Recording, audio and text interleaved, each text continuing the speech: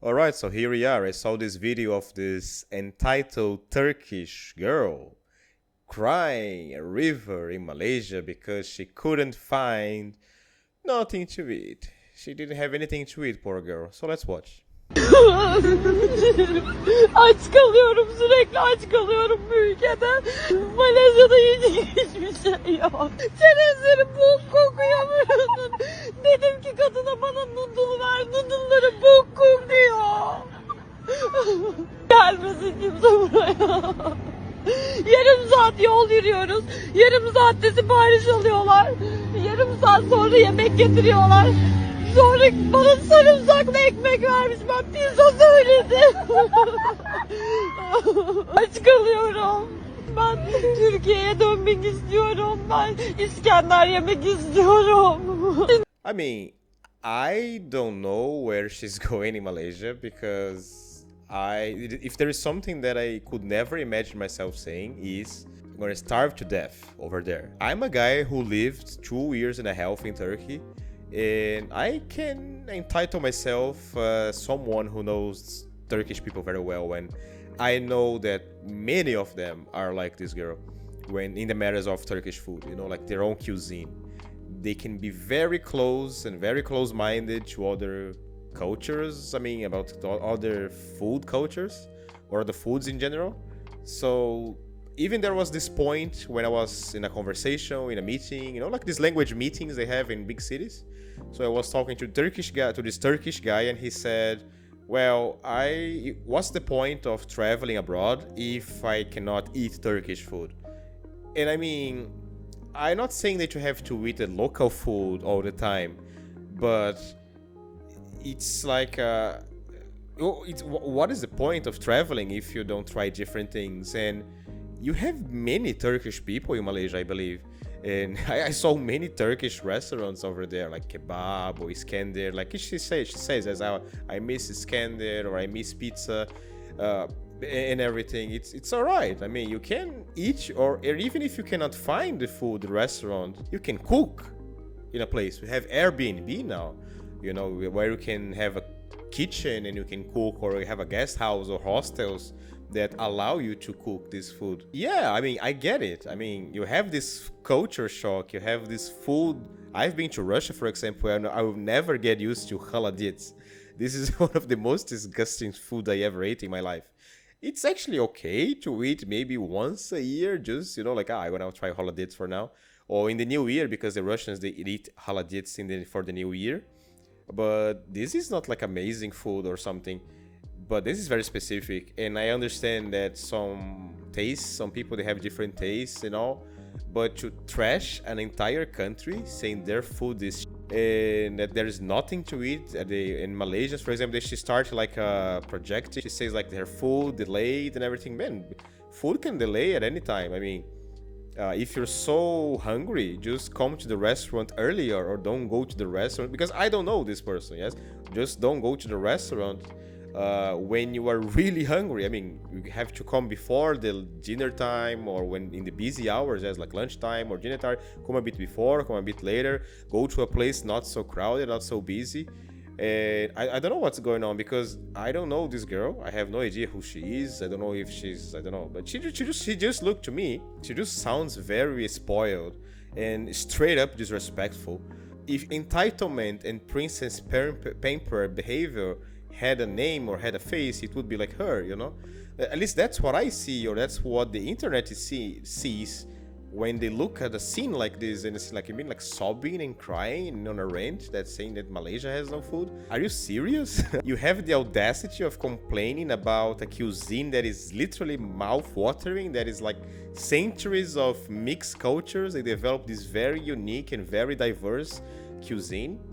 You must be kidding me, right? Or really, it doesn't make any sense. Malaysia has one of the richest culinary traditions in the world. Imagine, like centuries of Arabs, Somali, Iranians, Pakistani, Indians, Chinese, like all these people mixed in. So they create one of the most diverse and the most unique food meals on the planet. And it's just like amazing. It's like it's one of my favorite foods here in Southeast Asia. It's the Malaysian food. It's like, it's just incredible. I just like to go to Penang and like, I mean, I don't know. I actually can have a problem because I'm already fat here in Thailand, and then I go to Malaysia, I'm gonna even be more like fat. I'm gonna be like a snowball or something. But listen, I'm gonna do something better here. Instead of bashing this poor little girl, I'm going to show you one of my best recommendations of Malaysian food that you can never have when you go to Malaysia. It's like out of this world, the smell, and the taste is even better. So I'm just gonna give you some examples here. Then I'm gonna go into depth about that. And I don't have any food, like my personal footage, so I got something from the internet. Because I'm this type of guy that I always forget about taking pictures or videos of me eating. So because I'm too busy eating the food or enjoying, like the process of eating. But I have some of my combinations here, so check it out.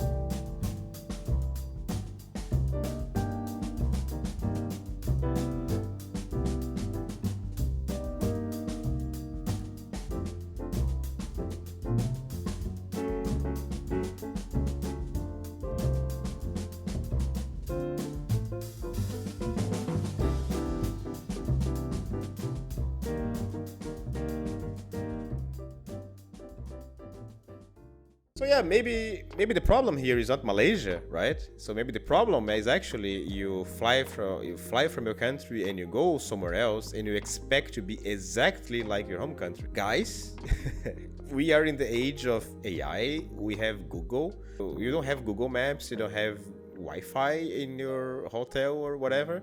You don't have ChatGPT installed. Have you heard of ChatGPT, Gemini, Quen, DeepSeek? I don't know.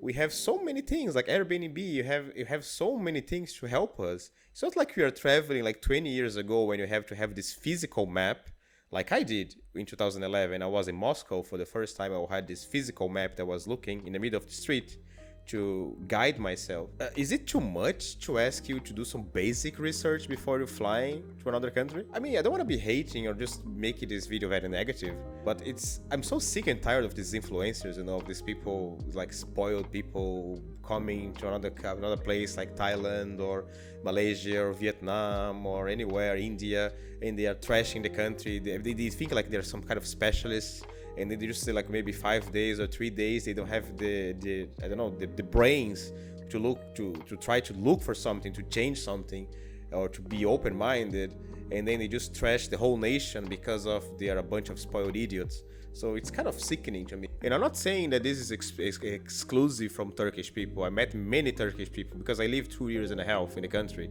Like I said, I'm not trying to bash or hate here, but there are many people like that I met. It's like I don't know what they do over there, but the brainwashing is incredibly high.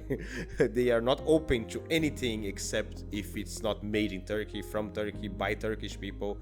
It's like how many of them behave. I really like the country over there. I really had a kind of okay experience, to be honest. Not the best, but very good. I was never treated really bad in Turkey. I never had any problems. I was actually very welcome most of the times, like basically all the time actually, to be honest. So I don't think she's like a very good representative of Turkish people, to be honest, because there are many others. They are much more open-minded, and this is not exclusive to Turkish people nationality, right? To the nationality of Turkish. This can be from Europeans, from Americans, from South Americans, from Australians, from other Asians as well. She looks very young, maybe because she has no experience in life even. But anyone can be victim of prejudice, discrimination, and straight up stupidity. Like Gen Z, boomers, you name it.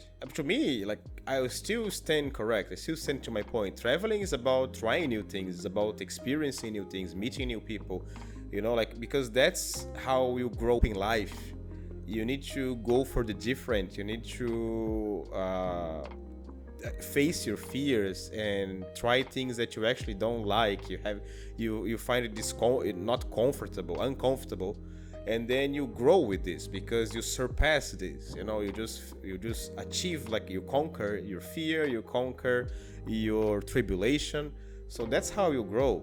And then if you just act like a little kid who's crying in the middle of the street, like recording TikTok or whatever, like to everybody to see how stupid you are, I think this is just straight up stupid. I'm sorry. Traveling is not supposed to be 24/7 comfortable, unless you're super rich and then you can, just afford your way 5-star resort, food by your door or something.